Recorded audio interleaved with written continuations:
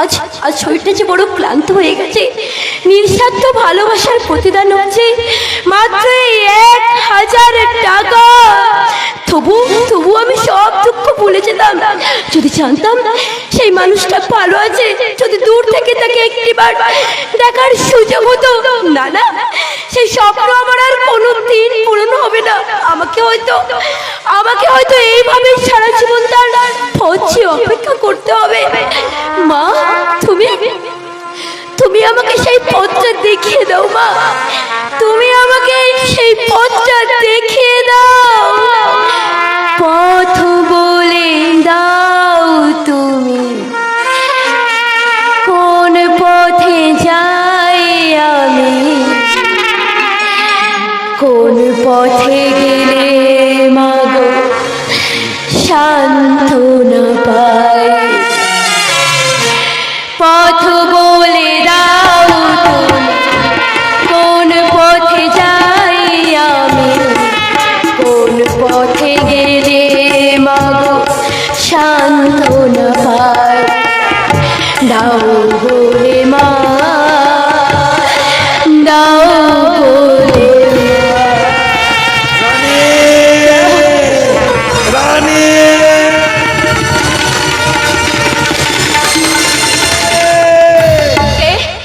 দাদা। আচ্ছা দাদা, এখন বলো তোমার ডাক্তারবাবু কেমন আছে? তোর ডাক্তারবাবু খুব ভালো আছে রে বোন, খুব ভালো আছে। তুমি এইসব কথা কেন বলছো দাদা? তাহলে কি আমার ডাক্তারবাবু? নয়তো কার? নিজের জীবন বাজি রেখে অপরকে দান করা। মূল্য তো আমি পেয়ে গেছি দাদা, এই 1000 টাকা। কান্দিস না বোন, কান্দিস না। ওরা স্বার্থপরে বেঈমান হতে পারে, কিন্তু আমার ডাক্তার বাবু নিশ্চয়ই তোর চোখের জল মুছিয়ে দেবে। না দাদা না, আমি চাই না। ডাক্তার বাবু ভালো থাক, সুস্থ থাক। তোকে দূরে সরিয়ে রেখে তা আমি কোনোদিন চাইনি রে বোন, তা আমি চাইনি। না দাদা না, এই তোমার ভুল ধারণা। সেটা 2-1 দিনের মধ্যেই প্রমাণ হয়ে যাবে। যাক, তোর দাদা কোথায় গেছে রে? সকালবেলায় সাপখানা দেখাতে বেরিয়ে গেছে। কিন্তু কেন দাদা? সেটা তোকে পরে বলবো। একটা দীর্ঘদিনের জট কাটাতে তোর দাদাকে আমার খুব প্রয়োজন। কথাটা কি সেটা কি আমাকে বলা যাবে? বলবো, তবে তোর দাদাকে বলার পর। আচ্ছা, এখন ওই টাকাটা দে দেখি। এই নাও। কিন্তু এই টাকা নিয়ে তুমি কি করবে দাদা? ওদের যোগ্য জবাব দেব। এখন আমি আসি রে বোন, অনেক বাড়িতে কাজ ফেলে এসেছি। তো দাদা এলে বলিস। আমি এখন আসি রে বোন। দাদা, তুমি তো জবাব দেবে দাদা, কিন্তু আমার মনের ভিতরে যে 1000 প্রশ্ন জবাব আছে, তা আমি কি করে পাবো দাদা? আমি ওই বিধাতা আমার জীবনে কে লিখেছে? আমি কি সারা জীবন রানী না ভিখারিনী হয়ে থাকবো দাদা? রানী না ভিখারিনী?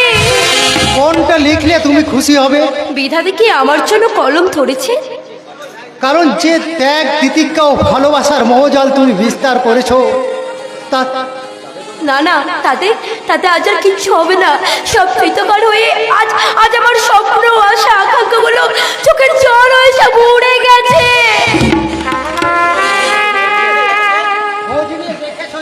তোমার সেই স্বপ্নের পুরুষ হারিয়ে গেছে অন্ধের অন্ধকারে। কোনোদিন হাত বাড়িয়ে দেখেছো তোমার সেই প্রীতিক? না না, আজ আর সেসব কথা বলে কোনো লাভ নেই। সেই আমার আশা, আকাঙ্ক্ষা, স্বপ্ন সব চোখের জলে যা হারিয়ে গেছে। আমার ভালোবাসার উষ্ণ পরশে সে জল আমি শুকনো করে দেব। ডাক্তারবাবু আপনি? না, ওই ডাকগুলো আমি অন্যের মুখে শুনবো, তোমার মুখে নয় রানী। তোমার স্থান যে আমার অন্তরের অন্তরিক্ষে। ডাক্তারবাবু, শুধু ওদের মুখের কথা শুনে এক বুক অভিমান নিয়ে চোখের জলে বুক ভাসালে আমার উপরে একটু ভরসা তুমি রাখতে পারলে না? না ডাক্তারবাবু না, আমার জীবনে তোমার চেয়ে বড় সত্যি আর কিছু নেই ডাক্তারবাবু। কিন্তু তোমার বাবার দেওয়া ওই 1000 টাকা তোমার ভালোবাসা কিনতে চেয়েছিল, এই তো। তাতে কি সংসার সমাজে যেমন হিরণ্যকশিপুর আছে, তেমনি প্রহ্লাদও আছে রানী। আমার বড় ভুল হয়ে গেছে ডাক্তারবাবু, আমাকে ক্ষমা করে দিন ডাক্তারবাবু। আমার ভুল হয়ে গেছে, আমি আপনাকে ভুল বুঝেছিলাম। তার সাজা যে তোমায় পেতেই হবে রানী। সাজা এদিকে এসো, যাতে জীবনে আর ভুল করতে না পারো তার জন্য আমার হাতের হীরের আংটি তোমার হাতে পরিয়ে দিয়ে তোমাকে দিলাম আমার স্ত্রীর মর্যাদা। স্বামী, সেই সঙ্গে দিলাম আমার বাবার দেওয়া 1000 টাকা। ও আমার 1000 টাকা। এতে সংকোচের কিছুই নেই রানী। স্বভাব চরিত্রে যাই হোক না কেন, তিনি তো আমার বাবা। তাই বাবার সেই গুরুজনের সেই অবজ্ঞার টাকাটাই হোক তোমার জীবনের আশীর্বাদ। স্বামী, ওই টাকাটাই আমি কিনবো তোমার বিয়ের শাড়ি, শাঁখা, সিঁদুর। স্বামী, না না, আর কান্না নয়, এবার নতুন করে জীবন শুরু করো, হাসি গান আর আনন্দ দিয়ে। আজ তো আমার হাসির দিন আর আনন্দের দিন। তাই তো তোমাকে নিয়ে ওই স্বপ্নের দেশে হারিয়ে গিয়ে আমি সেখানে তোমার হাত ধরে বলবো, তোমার হাত ধরে বলবো, যে দেশের রামধনু প্রেমেরা কবিতা লেখে, চলো না সেই দেশেতে কেউ খুঁজে পাবে না। যে দেশে রামধনু প্রেমেরা কবিতা লেখে, চলো না সেই দেশেতে কেউ খুঁজে পাবে না।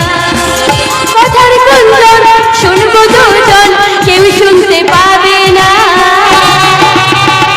যে দেশে রামধনু প্রেমেরা কবিতা লেখে, চলো না সেই দেশেতে কেউ খুঁজে পাবে না।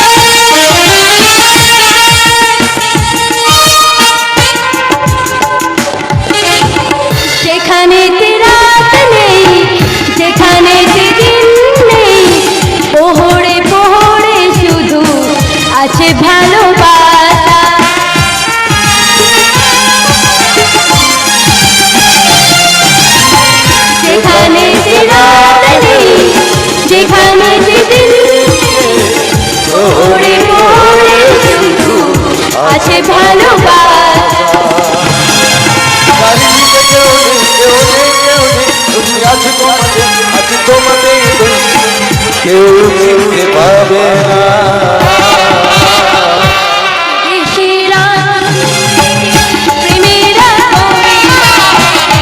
চলো না সেই দেশে কেউ খুঁজে পাবে না। যে দেশে রামধনু প্রেমেরা কবিতা লেখে, চলো না সেই দেশে কেউ খুঁজে পাবে না।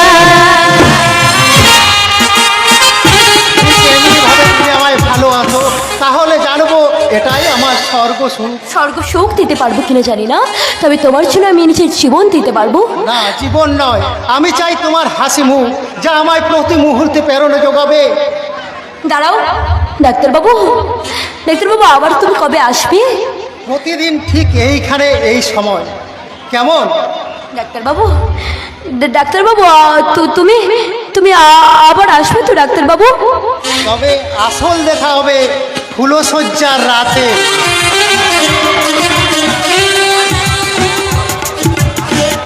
সত্যি আজ মনে হচ্ছে স্বপ্নের ডানা মেলে ওই চারিদিকে উড়ে যায় সব সুখগুলো যেন আমার হাতে এসে ধরা দিয়েছে। কিন্তু এত সুখ কি আমার কপালে সইবে এই জনম দুঃখে নাকি? যারা রাজরানী হওয়ার স্বপ্ন দেখে তাদের কপালে দুঃখ লেখে। আহা, চমকে উঠছো কেন?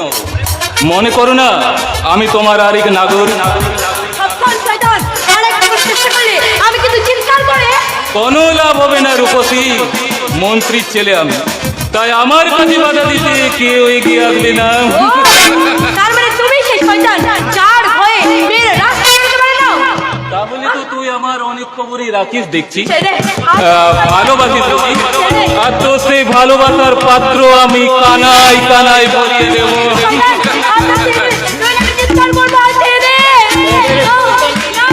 আই তোকে পথের মাঝে তোকে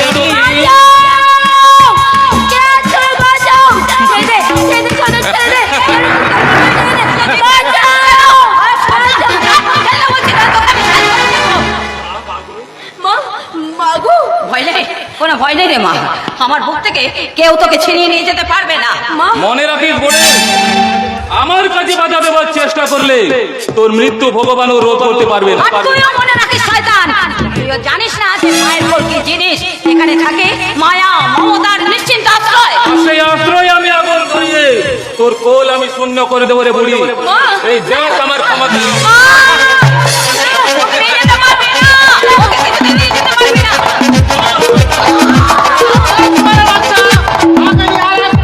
চেষ্টা করলে ও ধর থেকে মুন্ডুটা ছিঁড়ে নেবে রে শয়তান। তার আগে তুই লাভ বনে যাবে রে জানোয়ার। মনে রাখিস আমার মাথার উপরে আছে তোদের দণ্ডমুণ্ডের কর্তা শুভঙ্কর নাগ, যার প্রতাপে এই এলাকার সুখ শান্তি পুড়ে ছাই হয়ে গেল। আমার সংসারটাকে নিয়ে তোকে ছিনিমিনি খেলতে দেবো না। সাবধান, খেলা এই সবে জমে উঠেছে, এখন ডিস্টার্ব করবি না। মানে ম্যাচ এখন ড্রয়ের দিকে চলছে, জিতবে সেই যার আছে কইলের জোর। আমি ভয়ঙ্কর না, যার একশো বলেই শ্মশান যাত্রা। কিন্তু সে চবল আমি এখনো মারিনি, মেরেছে তোর বউ। আর উপযুক্ত ছেলে শোভন সবে মাত্র ফোনা তুলেছে। সে কোনার ভিতরে জ্বালাই তোর উপযুক্ত বোনকে নীল করে দিয়ে তোর ভদ্রলোক অর্থাৎ আমি চিরদিনের মতো বুঝিয়ে দেবো জানোয়ার। Yes! তোর বোনকে লেলিয়ে দিয়ে আমার ছেলেকে ফাঁসিয়ে তুই যে ভদ্রলোক হওয়ার দিদা স্বপ্ন দেখেছিস, তাকে আমি চিরতরে ধ্বংস করে বুঝিয়ে দেব রে ছোট লোক। ভোলাই বউকে নিয়ে শকুন কোনোদিন লক্ষণীয় পেশা হতে পারে না। দেখেই বোঝা যাচ্ছে, কারণ তোর মতো শকুন চিরকাল ভাগাড়ের দিকেই চেয়ে থাকে। আরে আরে আরে আরে বাবা বাবা বাবা, ওনার স্বরটা খুব চেনা চেনা মনে হচ্ছে। ওই দেখি দেখি তোমার চাঁদ পানা মুখখানা। ও তুমি, তাই তো ভাবি এত দুঃখ বুকে নিয়ে কোথায় তুমি লুকিয়ে আছো। ওটা কে বাবা? ও কি তাহলে? না, তোর মারো, তোর মায়ের মতো দেখতে, তাই ওকে ছেড়ে তুই তোর সৎ মায়ের হাত ধরে ওকে নিয়ে চল বাবা। কিন্তু বাবা আবার কিন্তু কেন? রসগোল্লা ফেলে কি কেউ ফটফটে লাড্ডু খেতে চায়? কোথায় বলে কান টানলে মাথা আসে, তাই আমার সব শত্রু বিনাশের একমাত্র হাতিয়ার এই সুজাতা দেবীকেই নিয়ে চল। না, তুই পারবি না শয়তান। পারবো, নিশ্চয়ই পারবো। আর সেই সঙ্গে এই অবলার কঠিন কঠোর আদেশ শুনেরা, আজই তুই তোর বোনকে নিয়ে এ দেশ ছেড়ে বহু দূরে চলে যাবি, নইলে তোদের আমি ঘর সহ জীবন্ত পুড়িয়ে মারবো। শোভন, ওকে বাবা, এসো।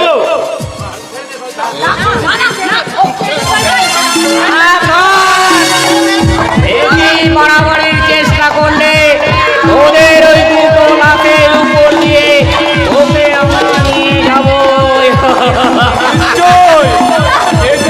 প্রভাবশালী মন্ত্রী আপনি, এইসব হনুমানের দাঁত খিচুনি খেয়ে আপনি মরবেন কেন? এ শুয়োরের বাচ্চা, ওনার হাতটা ছেড়ে দে বলছে। কে তুমি? তোর ত্রাণকর্তা, নরকে যাওয়ার হাত থেকে তোকে বাঁচাতে এসেছি। হ্যাঁ রে, তুই একটা ধূপে ও জানোয়ার হয়ে ওই দেবীর গায়ে হাত দিয়েছিস কোন সাহসে? তোর কি মৃত্যু ভয় নেই নাকি তোর ওই মন্ত্রী বাপ তোকে চিরকাল বাঁচাবে? আর একটা কথা বললে তোমাকে আমি 5 মিনিট পরেও মারতে পারবেন। তার আগে একটা দৃশ্য ভাবুন তো। হঠাৎ আপনি শুনলেন এদেশের কোনো এক মন্ত্রীকে দেশের নির্যাতিত নিপীড়িত জনগণ রাস্তায় ফেলে পাগলা কুত্তার মতো গুলি করে মারছে। What do you mean? কেমন লাগবে? What do you mean? I mean আপনি যদি ওই মন্ত্রীটি হতে না চান তাহলে আপনার ওই পাঠাটিকে নিয়ে বগল দাবা করে এখান থেকে 5 মিনিটের মধ্যে ঢুকে যান। হ্যাঁ যাচ্ছে, জবাবটা মুখে নয় রে আরামজাদা। আজই তোকে বুঝিয়ে দেবো যে আমি শুভঙ্কর নাগ নই, আমি ভয়ঙ্কর নাগ। আর এক সময় শতান যাত্রা।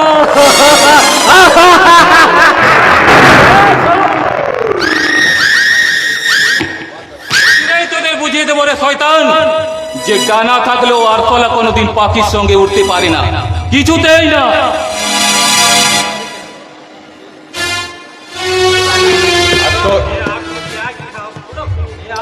ये आपने क्या किया साहब?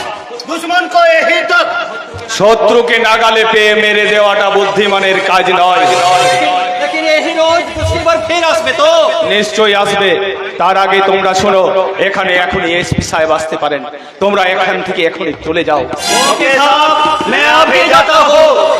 এ তুই বাবু এভাবে নিজের প্রাণ বাজি রেখে আমাদের বাঁচালি। তোমাকে আশীর্বাদ করে আমি ছোট করব না বাবা, তবু ভগবানের কাছে প্রার্থনা করি তোমাকে যেন ভগবান আরো শক্তি সাহস দেন।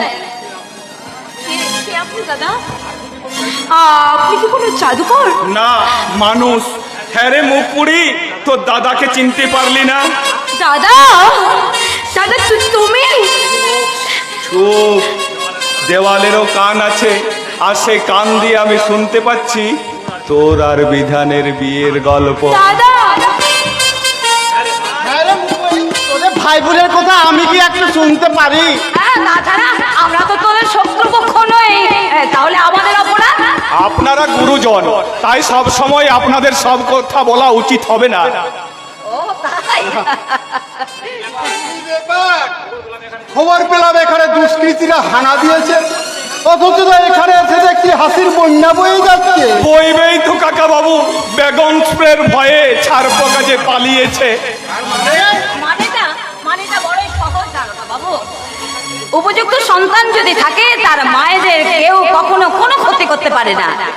কি বৌদি, তুমি এখানে কি করে এলে? আমাকে যে কালের প্রবাহ এখানে ডেকে এনেছে ভাই, তাই তো আজ সবার সঙ্গে দেখা হয়ে গেল। হয়তো কোনোদিন আরো সকলের সঙ্গেও। হ্যাঁ বৌদি, খুব শীঘ্রই সবার সঙ্গে দেখা হবে। বৌদি, তার মানে উনি হতভাগ্য অর্জুনের স্ত্রী আর অসীম অমিতের মা।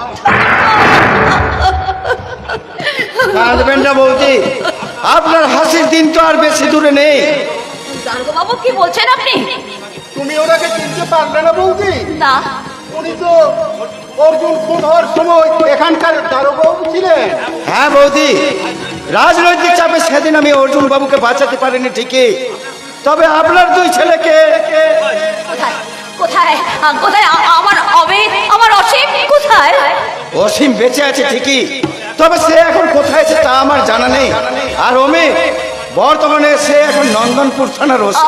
ভগবান, সত্যি তুমি আছো না? সত্যি তুমি আছো? চলুন দারোগা বাবু, আমাকে আমার অমিতের কাছে নিয়ে চলুন। না, ওনাকে দারোগা বাবুর কাছে নিয়ে গেলে সব জানাজানি হয়ে যেতে পারে, তখন শুভঙ্কর নাগ আরো বেশি ভয়ঙ্কর আঘাত আনতে পারে। তাই আজ থেকে আপনি আসবেন এসপি সাহেবের বাড়িতে। হ্যাঁ দারোগা বাবু, ভাই আমার ঠিক কথাই বলেছে। এখানে আমার বাড়িতে মা থাকলে মায়ের বড় বিপদ হতে পারে। তুমি চলে যাবে মা? তাহলে আমি কাকে মা বলে ডাকবো? কার কোলে মাথা দিয়ে আমি ঘুমাবো? কে আমার চোখে জল মুছিয়ে দেবে? বলো না মা, বলো, কে আমার চোখে জল মুছিয়ে দেবে? বলো না। ওরে, তোকে ছেড়ে যেতেও আমার কি মন চাইছে রে? আমার চাইছে না মনটা, তবু তুই দেখে রাখ, আমি আবার ফিরে আসবো তোর কাছে। শুধু একটিবার আমার অমিতকে দেখেই। মা, তুমি তো সবাইকে সবকিছু ফিরিয়ে দিয়ে দেবত্ব লাভ করেছো বাবা। আমি তোমার কাছে করজোড়ে মিনতি করছি, আমার বিপাশা মাকে। আমি আপনাকে কথা দিয়েছি কাকা বাবু, আমার প্রাণের বিনিময়ে হলেও আপনার বিপাশাকে আমি আপনার বুকে ফিরিয়ে দেব। ধৈর্য ধরুন, মহাপ্রলয়ের ঘন্টা বাজতে আর বেশি দেরি নেই। সেই প্রলয়ে ধরণী হবে পাপ মুক্ত, পুণ্যের প্রদীপ হাতে বিপাশারা ফিরবে ঘরে। তাই তো আমি এই 21 শতাব্দীতে ডাক দিয়ে বলি, ওরে ভয় না,